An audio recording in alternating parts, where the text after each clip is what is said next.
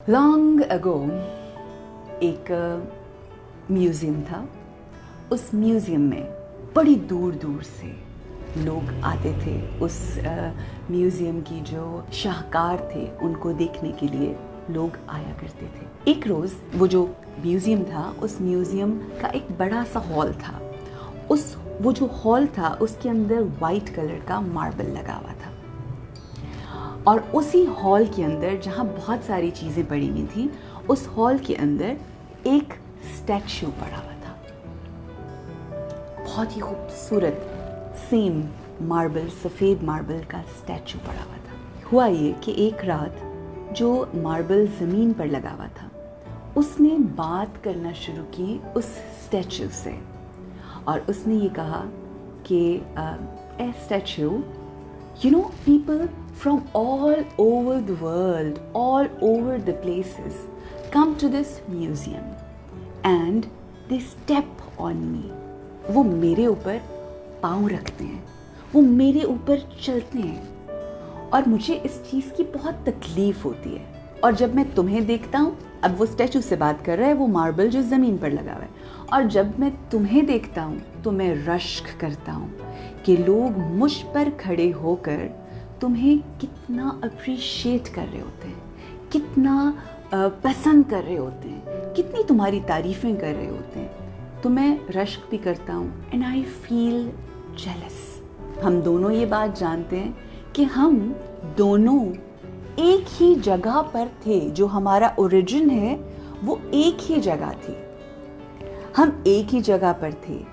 और जब हमें उस माइंड से, उस कान से निकाला गया, तो हम एक ही गाड़ी में रखकर एक स्कल्पटर के पास हमें ले जाया गया था। हम गए थे सेम ट्रक में से उतरकर उस स्कल्पटर के उस वर्कशॉप में गए। हम एक ही जगह पड़े हुए थे। फिर देखो तुम्हारे साथ क्या हुआ, तुम्हारा स्कल्पचर बन गया और मैं किस तरह से यहाँ पर, जब हमारा ओरिजिन सेम है, जब हम एक ही जगह इकट्ठे थे, जब हम एक ही जगह से बिलोंग करते थे, जब हमारा मटेरियल सेम है, तो फिर ये क्या है कि मैं ज़मीन पर हूँ और तुम यूँ तुम्हारा मुजस्समा बना हुआ है, तुम इतने खूबसूरत हो, लोग तुम्हें पसंद करते हैं, तुम्हें देखते हैं, तुम्हारी तारीफ़ करते हैं मुझ पे खड़े होकर।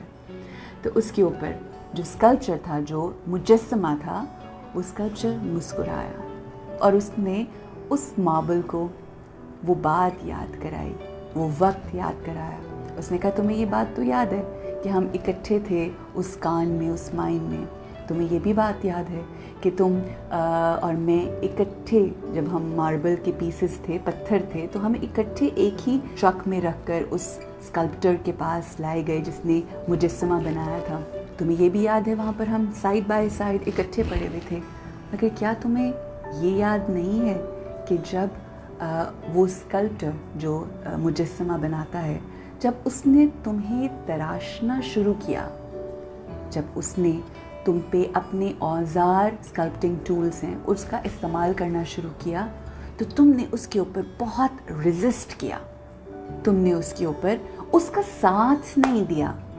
तुमने उसके ऊपर क्योंकि रेजिस्ट किया, तुम वो शेप नहीं ले रहे थे जो वो स्कल्पटर चाहता था, तो उसने तुम्हें छोड़ दिया। और फिर उसके बाद उसने, जो मैं तुम्हारे साथ पत्थर था, मार्बल, उसने मुझे पकड़ा और उसने मुझे तराशना शुरू किया। जब उसने मुझे तराशना शुरू किया तो मैं ये बात जानता था। अब ये वो स्कल्पचर बात कर रहा है, वो मुजस्समा उसको कह रहा है कि मैं ये बात जानता था कि मुझे बहुत सारी तकलीफ़ें सहनी पड़ेंगी। मैं ये बात जानता था कि मुझे बहुत ज़्यादा मारा जाएगा।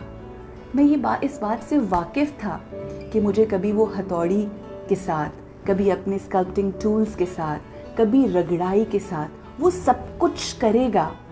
But at that point in time I decided that I am ready for it. Why?